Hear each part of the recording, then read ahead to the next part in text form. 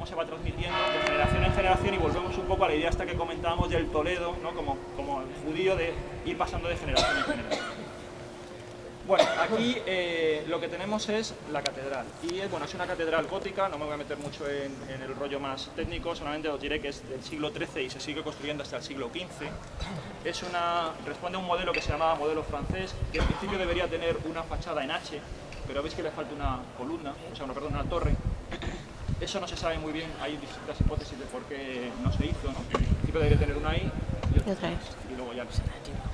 Bueno, lo que sí que me gustaría es un poco comentaros qué considero yo que podía ser para la época, porque nosotros ahora hemos perdido quizás la sensibilidad, qué es una catedral gótica, qué es una gran catedral. Y a mí me gusta siempre en este sentido hablar de que estamos ante un elemento que nos genera una experiencia sensorial completa. Nosotros ahora estamos acostumbrados a trabajar con el joystick, ¿no? Ponemos ahí con el joystick, jugamos a la PlayStation y vemos cosas en 3D. Nos vamos a Kinépolis y nos lo pasamos genial, ¿no? Pero eso, que nosotros lo tenemos ahora y que tenemos ya la sensibilidad habituada a eso, y ahora vamos a una catedral y tampoco nos sorprende demasiado, en la época no lo teníamos. En la época lo que teníamos aquí era que alguien venía del campo y para ellos esto era un parque temático. O sea, ellos se metían aquí y flipaban. Flipaban porque además, os digo, es una experiencia sensorial completa, afecta a los 5 sentidos. Cuando vosotros entráis en una catedral vais a tener todos los sentidos activos. Vosotros entráis y, bueno, evidentemente ya solamente nada más entrar estamos trabajando la vista. Estamos trabajando, sobre todo en una catedral gótica, estamos trabajando con el juego de la luz. La catedral gótica además trabaja elevándose. Es como un armazón, como un gran animal, ¿no? Como si fuera la osamenta, con todas esas estructuras que tiene, que son como los nervios y el esqueleto. Siempre tiende a ir hacia lo alto, ¿no? Tiende a subir, a crear que la piedra como si fuera ligera, y lo que busca es tener muchas ventanas, ¿no? Muchos vanos por los que atraviese la luz. La luz es la expresión de Dios, ¿no? Que se está manifestando, trata de llenar todo ese espacio con esa luz, ¿no? Trata de manifestar. Entonces ahí tenemos ya el primer sentido activo. Pues tenemos por supuesto el tacto, basta tocar la piedra, ¿no? Para saber efectivamente que ya estamos ante algo que va a permanecer por encima de nosotros, como es la piedra, ¿no? Es una señal de eternidad, y la propia idea de la piedra nos está hablando de que Dios es eterno. Esto es algo muy habitual dentro de lo que son, por ejemplo, los pueblos antiguos, ¿no? Hay muchos pueblos, sobre todo en Oriente, que trabajan con lo que se llama el betilo, que son unos monolitos, donde se supone que dentro de la piedra reside, son el receptáculo del Dios, ¿no? Esto ocurre, por ejemplo, pues en Petra, bueno, en toda la zona un poco de Oriente Medio. Aquí tendríamos lo mismo, la piedra es un símbolo de eternidad. La piedra también, en determinadas lecturas teológicas, cada uno de los sillares que tenéis ahí representa a cada uno de los fieles que forman la iglesia. Pero la iglesia física, es decir, cada uno de los creyentes, cada uno de esos sillares serían los fieles que hacen iglesia. Son ladrillos, ¿no? En este caso sillares, que van creando la iglesia. Ahí tendríamos el tacto. Tenemos también el oído. Cuando vosotros entréis en una iglesia, sobre todo si la iglesia está en ceremonia, pues hay un coro, hay una música, ¿no? Está estimulando el oído. Estáis entrando ya también y estáis entrando en un concepto importante que es el concepto de armonía. Dios es armonía, el cosmos es armonía. Por lo tanto, está transmitiendo a través de la música esa idea. Luego también tenéis lo que sería, os comentaba, el tacto, y luego también tenéis, por ejemplo, lo que es el gusto. Lo tenéis también cuando estáis haciendo la comunión, cuando comulgáis. En ese sentido, vosotros enseguida entráis y cuando estáis en la misa, estáis comulgando y en cierta medida entráis también en armonía con la iglesia, porque, bueno, ahí os lo he puesto un poco, que se vea más o menos en una de las láminas, en la segunda. Si os fijáis, una de las formas típicas de la iglesia es este hombre, que bueno, este es un poco más posterior, porque ya entramos en el Renacimiento, pero bueno. Este primero que tenéis aquí, representa lo que es siempre la planta más típica, que es la planta de cruz latina. ¿Vale? Este de aquí. Entonces, siempre que veis una iglesia, trabajáis con la idea es que tenemos un hombre que es un crucificado. La idea es un crucificado. Dentro de lo que es esta planta,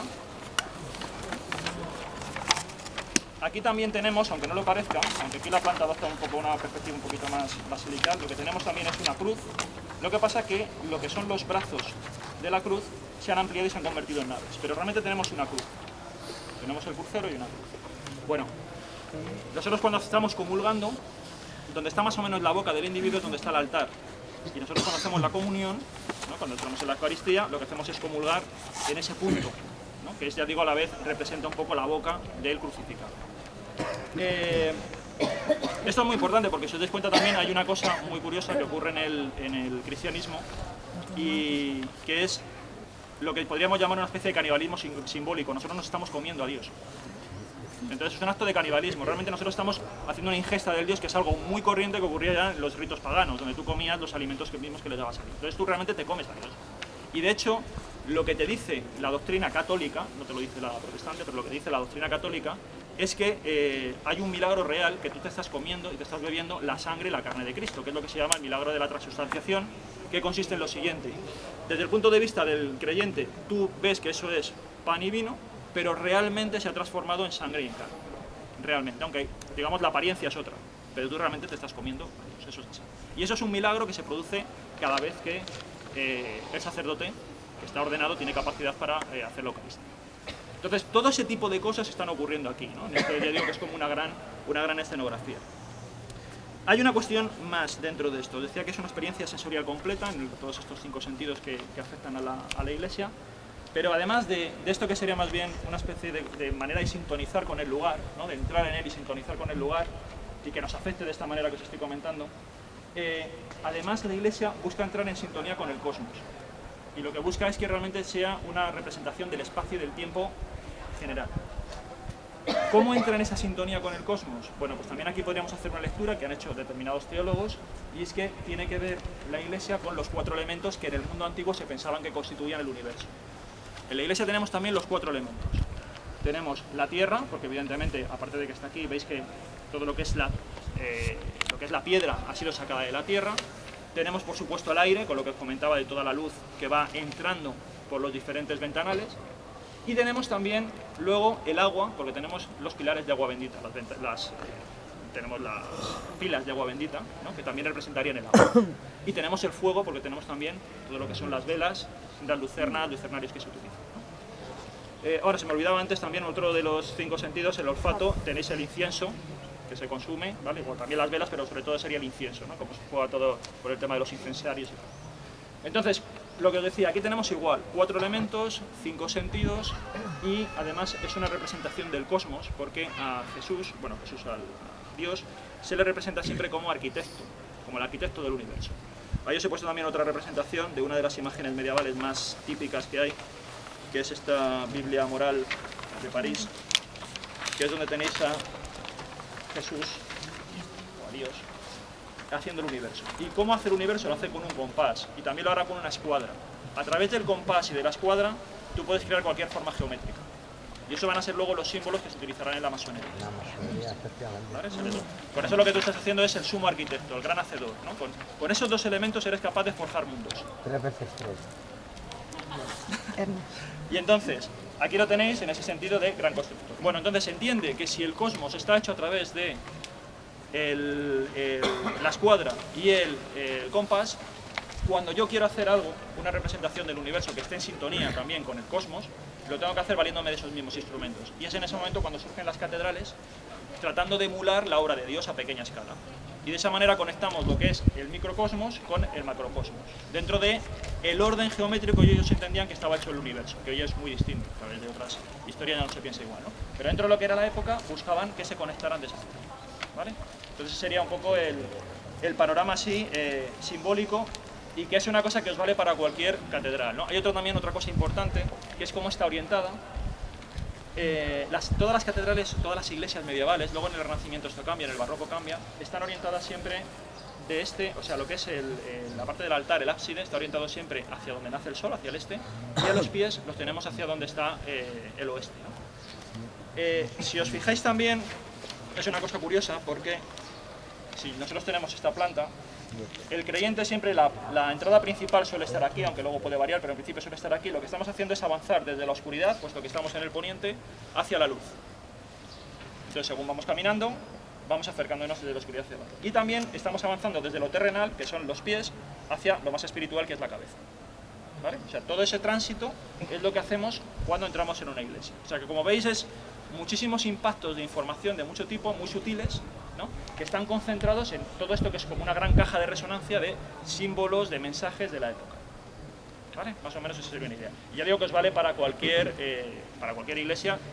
Ya digo que en el Renacimiento y en el Barroco cambia, pero bueno, sí que más o menos se suele ser fiel durante toda la Edad Media a estas ideas, incluso En el gótico, digamos que se va refinando, o sea, hay como una serie de ejercicios de teología, ¿no?, que están buscando cuál es la mejor manera de expresar todas estas ideas y poco a poco pues van ensayando hasta que llegan pues a esto que estamos comentando del arco apuntado, ese tipo de cosas. Bueno, pues a ver, esto sería un poco así la primera idea. Estos son aspectos así generales. Ya aspectos más concretos de lo que sería la catedral que tenemos aquí.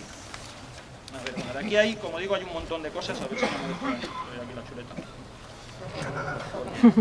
El fósil. Tela. Te has olvidado el fósil. Os he contado esto. Vale. Bueno, muchas cosas así curiosas de la catedral. Bueno, primero, las fachadas, las portadas que tenéis. Bueno, son portadas que en principio no tienen, digamos, demasiada novedad dentro de lo que es. Vais a tener lo que es el juicio final y el infierno. Y en el centro lo que tenemos es un milagro que aquí se le da mucha importancia, que es el milagro de San Ildefonso. San Ildefonso es un arzobispo, un obispo de Toledo de época visigoda, es decir, antes de que llegaran los musulmanes. Y en un momento dado a este San Ildefonso se le apareció la Virgen y le dio una casulla, le dio como una capa. Porque de esa manera le hacía como si fuera su subordinado, ¿no? Un signo de distinción. Bueno, pues lo que se está recreando ahí en ese primer frontón central es ese milagro. Tenéis a la Virgen entregando la casulla, que es un aspecto muy precioso. Esa casulla luego desapareció. No se sabe muy bien dónde estuvo. Cuentan que aquí, no sé si habéis oído hablar del Arca de las Reliquias de Oviedo. ¿Suena alguno? Bueno, en Oviedo... No me suena de nada. A mí no me suena de nada. En Oviedo hay un Arca de las Reliquias, un arca muy venerada, con la que lo que era el obispado ovetense quería competir hasta cierto punto con Santiago de Compostela en la Edad Media. Bueno, esto también es muy largo. Ese Arca de las Reliquias tiene muchísimas reliquias, muchísimas reliquias. Tenéis desde leche de la teta de María, tenéis el báculo de Moisés, tenéis un montón de cosas. Sí, bueno, lo de las reliquias es muy conocido porque sabéis que hay varios prepucios. Hay varios prepucios de Jesús distribuidos por el mundo. Madre mía. De hecho, sí, hay varios. Sabéis que Dios es uno y trino, pero hay más de tres. O sea, ya patina un poco. En ocasiones se computa. Eso ya es más Eso es delicado. otra cosa. En ese caso, hay una mística que se llegó a casar usando como anillo el prepucio de Jesús. No, le dolió cuando se lo quitaron, a él no le dolía ya. Hay un aspecto más interesante aún. El problema es que, bueno, esto del prepucio es un rollo, pero bueno, os cuento una cosa nada más. Lo del prepucio generó un problema teológico muy grande, porque claro, si Jesús se había resucitado, claro, ¿cómo es posible si resucita en cuerpo y alma que aquí dejara algo? Esto era un follón, sí, es un follón, o sea, es una cosa, pero es un follón. Y cuando en el siglo XVI, en el siglo XVII, creo, hacia el año 1600 y pico, con el desarrollo del telescopio y ese tipo de cosas, detectan en Saturno los anillos de Saturno, hubo un teólogo que dijo que los anillos de Saturno era el prepucio del vuelo. Eso es verdad, ¿eh? Si luego atado, sobre el tema. Era un prepucio muy elástico. Eran infusiones. Era estelar y elástico. Entonces, bueno, lo de las reliquias es muy peculiar, pero bueno, lo que os decía, el arca este de las reliquias tiene muchísimas reliquias, hay muchas cosas. Un mogollón. Lo más conocido, quizás ahora mediáticamente, es el sudario de Oviedo, que a lo mejor os suena. El tema del sudario de Oviedo, una reliquia con la que tratan de comparar con la Sábana Santa de Turín, o que sería un complemento, que está siendo analizada y tal y cual. Bueno, ya digo que eso es muy largo, la han analizado 2 veces con el carbono 14, las 2 veces ha salido que es del siglo VII, pero bueno, aún así hay quien sigue diciendo que, bueno, que es auténtico y tal. Bueno, lo interesante del caso es que ese arca de las reliquias, que os comento de Oviedo, hay una tradición que dicen que el arca de las reliquias se reunieron un montón de reliquias en Tierra Santa, vino por mar hasta la península huyendo de unos ataques persas y va subiendo hasta que reside un tiempo aquí en Toledo y finalmente entran los musulmanes y la suben a Oviedo, o sea, es un poco todo el recorrido acerca de las reliquias. Y hay otro documento que se le da menos publicidad, pero que es el primero y es más auténtico, que dice que realmente ese arca de las reliquias se reunió aquí en Toledo. En un momento dado entienden que los musulmanes están entrando por la península y empiezan a guardar todas las reliquias valiosas de las distintas iglesias que tenemos aquí en Toledo, ¿no? Entonces, realmente no tendría un origen en Tierra Santa, porque además cuando tú analizas luego las distintas reliquias que hay, ves que la mayoría de las reliquias corresponden a mártires y santos hispanos, no a mártires de Tierra Santa, ¿no? Pero bueno, eso es otra historia. El caso es que en ese arca de las reliquias apareció, según cuentan, según un inventario, aparece la casulla esta de San Ildefonso. Aparece en una reliquia, un reliquiario así muy pequeño, muy pequeño, muy pequeño. Cuando lo abren, se obra un milagro y entonces se extiende la casulla, maravillosa, y luego lo vuelven a guardar y se vuelve y ya desaparece, no se sabe muy bien dónde está. Eso es lo que cuenta. La última pista que hay, la última pista. Hubo un momento en el que en el siglo XVII o así, desde aquí el arzobispado pidieron la casulla a Oviedo para que la trajeran, bueno, una serie de cosas, porque siempre ha habido muchas peleas con el tema de las reliquias. Las reliquias son muy importantes. De hecho, había una práctica en la Edad Media que se llamaba furta sacra, que era dedicarse a robar las reliquias de otras iglesias. Porque de esa manera tú hacías grande la tuya, o sea, es normal. Santiago de Compostela le pasó, porque Santiago de Compostela hubo un problema. Santiago de Compostela sabéis que está el cuerpo completo de Santiago. Sin embargo, Gelmírez se enteró, el Diego Gelmírez, que era el obispo que estaba entonces en el siglo XII, se enteró que había una cabeza de Santiago en otro sitio. Aquello un desajuste. Entonces, hizo lo que pudo para traerse la reliquia. Y al final, entonces, esto es muy habitual porque las reliquias representan el poder y funcionan también con una idea de acumulación. Es decir, cuanto más reliquias tienes, más poder o más en contacto con lo sobrenatural. Esto es muy importante. Lo tenéis también aquí en el Escorial. En el Escorial tenéis hasta 7.500 reliquias, recopiladas por toda Europa. Pero aparte las tienes hasta instaladas dentro de la propia estructura del edificio.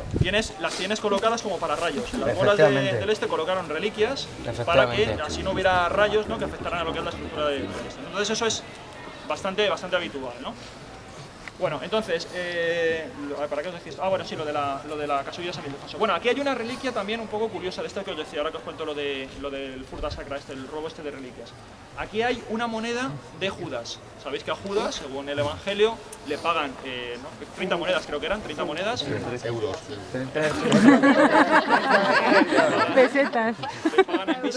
Le pagan 30 monedas y aquí había una moneda, y se supone que había una moneda. Es curioso porque sabéis que a los judíos, aquí como vamos a pasar luego por la judería y todo eso, sí, no estamos muy cansados. Entonces, sabéis que desde el punto de vista del cristianismo, a los judíos se les considera el pueblo deicida, el pueblo que mató a Dios, ¿no?, que mató a Jesús. Y por lo tanto siempre han tenido ese estigma, ¿no?, esa idea de culpa a las espaldas, que es lo que ha hecho que se prodigara sobre ellos un gran antisemitismo, ¿no?, históricamente. Desde época, aquí desde los visigodos ya hay normas que van persiguiendo a los judíos. O sea, aunque ya los romanos los habían marginado, pero aquí seguían eso. Bueno, entonces, es curioso esto porque, claro, realmente si tú sigues la idea del Evangelio o la idea que un poco divulga la teología, Jesús vino aquí para morir por la humanidad. Por lo tanto, dentro del plan divino estaba el morir. Y los judíos eran el instrumento necesario para que Jesús muriera y se sacrificara. O sea, que eran un elemento necesario dentro del libro. Por lo tanto, no tiene sentido que se les considere deicidas, ¿no? Claro, esto históricamente, si tú eres teólogo y eres creyente, lo puedes aceptar. Si lo analizas desde un punto de vista histórico, hay un método que se llama histórico crítico, que es el que analiza las fuentes de otra manera, interpreta la Biblia de otra forma. Entonces, ¿cómo, por ejemplo, interpretan el tema de que Judas traicionara a Jesús? Lo interpretan de la siguiente manera, desde un punto de vista histórico, como hipótesis, porque no se puede demostrar. Te lo cuento porque, bueno, me pareció así original. La idea es la siguiente: Jesús era un revolucionario, pero hasta cierto punto era blando, era un tío blando. No quería ir con la espada. Si os dais cuenta, dentro de lo que es el grupo de Jesús, se considera que había gente armada. Si recordáis una escena típica, cuando le van a capturar a Jesús, San Pedro saca la espada y le corta la oreja a un legionario romano. Eso indicaba que había un grupo armado, algunos, depende de cómo leas el Evangelio, pero bueno, algunos iban armados. Entonces, dentro de lo que era el judaísmo había un grupo que eran los celotes, que era un grupo realmente armado que luego en determinados momentos va a hacer determinadas revueltas y cosas por el estilo. Entonces se piensa que realmente lo que ocurrió fue lo siguiente: Judas pensaría que Jesús estaba haciendo una labor pero que estaba siendo demasiado blando, y en ese sentido le traicionó, le vendió, porque no estaba dispuesto a asumir el papel de la revolución, ¿no? Esto es una hipótesis que defienden por determinados autores y tal. Si conocéis, por ejemplo, a Antonio Piñero de la Universidad Complutense y tal, bueno, pues es un tío que defiende esta idea. Entonces, bueno, aquí tendríamos una de esas monedas, ¿no? Lo que pasa es que no existe realmente, o sea, él la pidió a una iglesia de un pueblo que estaba por aquí de Toledo, y solamente lo que se ha conservado es el documento mencionando la reliquia, pero realmente no se tiene esa moneda hoy en día. Y luego, a ver, más cosas que os cuento así. Vale, bueno, también aquí tenéis en una capilla, en un altar, tenéis la piedra donde se supone que se apareció la Virgen cuando le entregó la casulla. Se conserva la tradición y en torno a esa piedra, que también tendría mucha idea con el tema este que os comentaba del ombligo del mundo, porque suele ir asociado siempre a una piedra como fundamental, como una especie de huevo, ¿no? Que es el que, a partir del cual gira todo el resto del templo. Bueno, pues se conservaría también aquí esta piedra, que sería como el origen que dio luego pie a todo el edificio. Esa sería otra de las cuestiones. Y luego, bueno, una cosa también así curiosa, tenemos aquí una tumba, una de las capillas más importantes es de Álvaro de Luna, que era un condestable de Castilla, muy importante. Este hombre era una especie como de, como digo yo, una especie como de primer ministro de la época. Y este personaje, en un momento dado, como era bastante duro en el ejercicio de la política que hacía, se enfrentó a él, en su contra se pusieron una serie de nobles. Empezó a haber una serie de leyendas en torno a su persona, diciendo que era nigromante, que manejaba ciencias oscuras y cosas por el estilo. Bueno, el caso es que al final murió y creó aquí en su capilla un autómata. Tenía un autómata que se movía en determinadas fechas del año. Un ingenio mecánico, ¿no? Lo que ocurrió es que mucha gente venía a ver el autómata, cómo funcionaba, porque realmente era muy espectacular para la época, por eso que os estoy contando de lo que era la tecnología. Y con el paso del tiempo, lo que ocurrió fue que al final el arzobispo decidió acabar con el autómata y ya no queda autómata. Pero bueno, un tiempo estuvo aquí y fue un ingenio, yo digo que su época fue bastante interesante. Bueno, y luego ya lo que tenéis aquí son muchas leyendas muy curiosas, algunas las ha hecho Becker, tenéis también aquí que las ha escrito en torno a la catedral. Hay algunas que son más siniestras, otras que son menos siniestras. Hay una, por ejemplo, que se llama la del obispo Acuña, que es un obispo que entró en Toledo cuando la época de los comuneros fue una revuelta que cuando Carlos V o Carlos I de España llega aquí a Castilla, las partes de lo que es la nobleza o las élites locales se levantan en rebelión. Y lo que ocurre en ese momento es que, bueno, pues Carlos V se enfrenta a ellos, bueno, hay una serie de ajusticiamientos y tal de los comuneros, y aquí llega un obispo que está de la parte de los rebeldes, que es este obispo Acuña que os comento, entra por aquí, el pueblo que se ha levantado también está a favor de él, lo mete en la catedral, lo sienta en la cátedra porque quiere nombrarlo arzobispo, él era solamente obispo, lo quiere nombrar arzobispo, y lo que ocurre es que cuando hacen eso el pueblo, aquí se estaba celebrando la misa porque era Viernes Santo. Entonces cuando Acuña murió, finalmente, muere ajusticiado porque Carlos V coge, apacigua todo lo que es la revolución y mata a todos los que son los líderes, entre ellos Acuña. Se cuenta que aquí, en Semana Santa, por la noche, el Viernes Santo, hay una procesión interna en la cual están muchos de los comuneros y también está este obispo Acuña, que pues hace la procesión y celebra aquí esa misa, un poco penando por esa ofensa que hizo, esa blasfemia de entrar en mitad de la misa en Viernes Santo. Esa es una así de las más curiosas, ¿no? De las más históricas. Porque además es una procesión de esqueletos el que va llevando al obispo Acuña, ¿no? Alrededor de todas las visitas. Y luego tenemos una leyenda, para que veáis que esto sigue generando leyendas cada 2 por 3. Hay una leyenda que se publica en 1920, por primera vez. Esa leyenda habla de que una persona que se llevaba muy mal con su hijo, entró una noche, había discutido con su hijo, también en Semana Santa había discutido con su hijo, entró en la catedral y vio un confesionario que estaba vacío. Vamos, que estaba vacío, es decir, no había nadie más en él. Se acercó, se metió en el confesionario, salió, y cuando salió, los testigos que luego fueron a declarar en el juicio comentaban que era una persona que estaba muy lívida, que estaba totalmente conmovida, y es que se descubrió que su hijo acaba de morir. Cuando le detuvieron al padre, dijo que había sido que le había confesado el diablo, y que el diablo había sido el que le había dicho que lo mejor que podía hacer con su hijo era matarlo. Y él, bueno, ahí testificó en el juicio y tal. Pero de todas formas, esto ya digo, es una leyenda que se publica en 1920, pero de la que luego no hay tampoco datos de dónde se saca. ¿No? Lo único es lo que os comentaba, cómo se va generando todo ese, cómo esto funciona como un auténtico semillero de leyenda. Luego también tenéis otras de Becker, bueno, de un enamorado que quiso robarle el collar a la Virgen porque se le había pedido a la novia, y entonces se volvió loco cuando intentó cogerlo y le cogieron la locura. Bueno, digo que aquí hay muchas cosas así más elaboradas, ¿vale? Bueno, pues en principio más o menos el amor es muy muy complicado. Bueno, pues esto sería así un poco más ¿vale? Más o menos bien. ¿Alguna cuestión así queréis comentar o alguno que sepáis? Porque bueno, esto tiene 1000 historias, o sea que si queréis decir algo, conocéis alguna cosa. Perfecto. ¿Vamos a entrar a ver la catedral? pues como no lo saltemos... La saltamos. Ahora llamo yo a Rafa.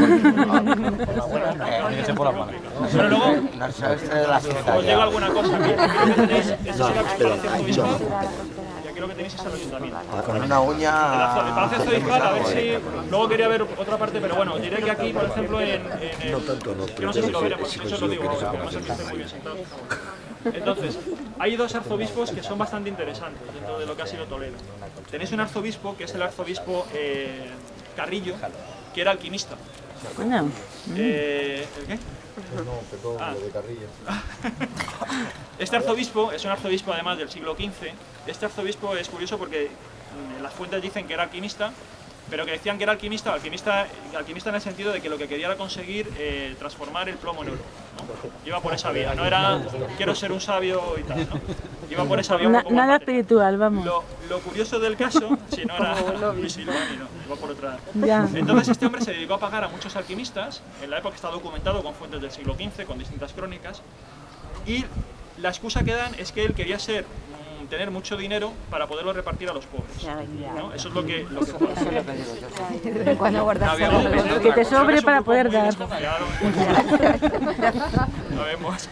Entonces, bueno, entonces eso es lo que pone, ¿no? Que él quería tener mucho dinero y tal. Lo que pasa es que él contrató a un alquimista que era le salió un poco chungo, el alquimista. Era un alquimista que se llamaba Alarcón, que iba además debía tener una apariencia, por lo poco que se deja ver en las fuentes, debía tener una apariencia, una presencia muy peculiar, porque iba con un cayado, un rollo así un poco Merlín, ¿no? De la época. Y este hombre sí que es cierto que bueno, consiguió mucho predicamento dentro del Consejo de Poder de lo que eran los reyes católicos entonces, consiguió mucho, y al final cayó en desgracia, como se dice en estos casos, y al final fue justiciado, porque se demostró que el tío era bastante, un poco un fraude, ¿no? Podríamos decir. Pero bueno, eso sí que por lo menos sí que está demostrado, y seguramente, este palacio arzobispal es muy nuevo, ¿no? Es bastante posterior, pero seguramente sí que tendríamos aquí algún laboratorio de alquimia patrocinado por este arzobispo. Eso es lo más seguro que, por ejemplo, en alguna de estas estancias estaría. Y luego tenéis otro arzobispo interesante, que es el arzobispo Mendoza, una familia que además procede de Guadalajara, ¿no? Que tenía todas las tierras. El arzobispo Mendoza es... a mí me resulta curioso porque, bueno, lo he puesto por ahí, lo que pasa es que es una lámina bastante más adelantada. Os digo qué página es. Y ahora ya nos ponemos a caminar un poco. Es una cosa, bueno, es curiosa, no es directamente de Toledo, porque no está en Toledo, pero bueno, está bastante relación. Mirad, os vais a la página 15.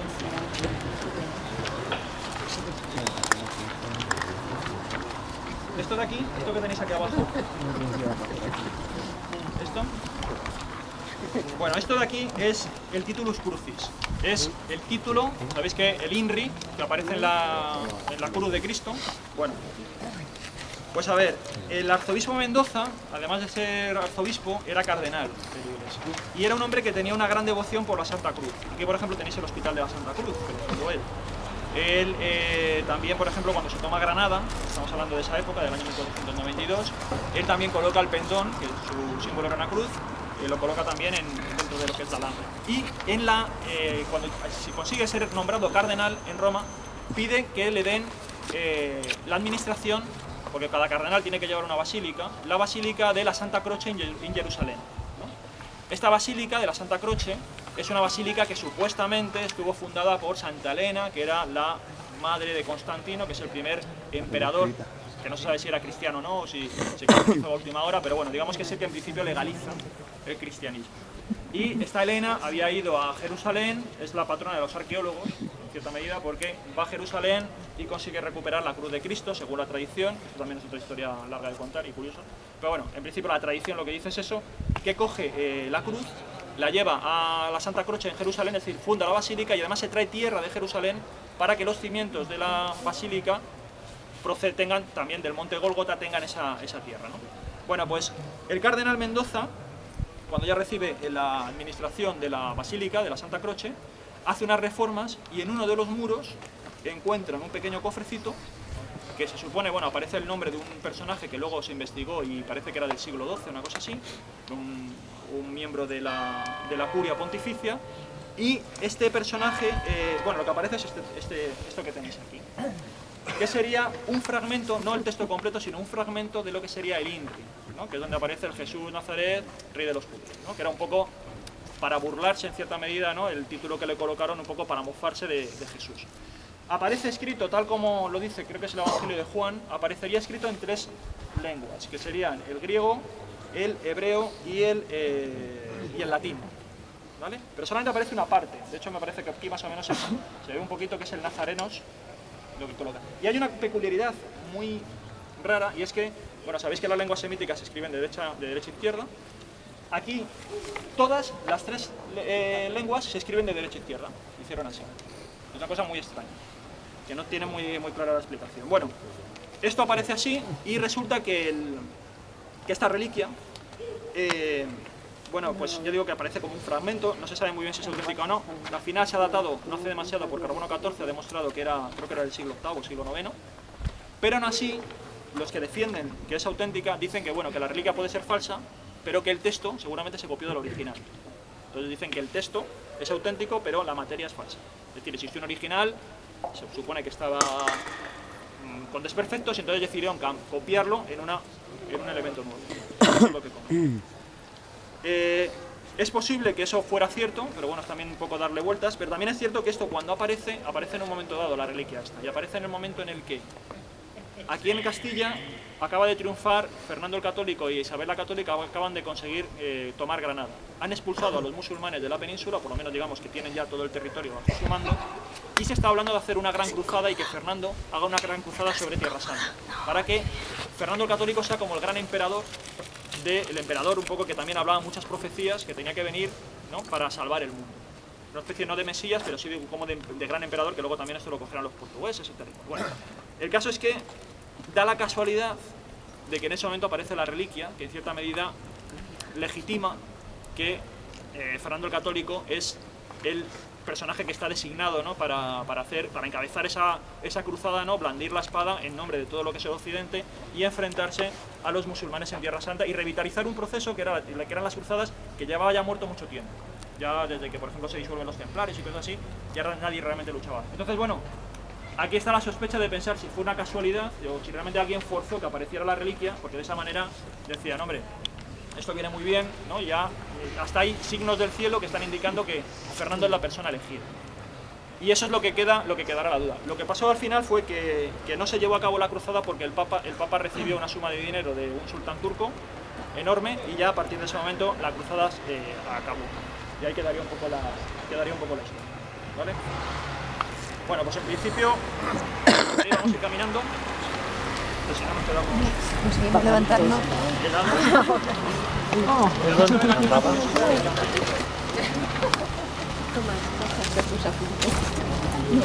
¿Son los tuyos o los míos? Al mío.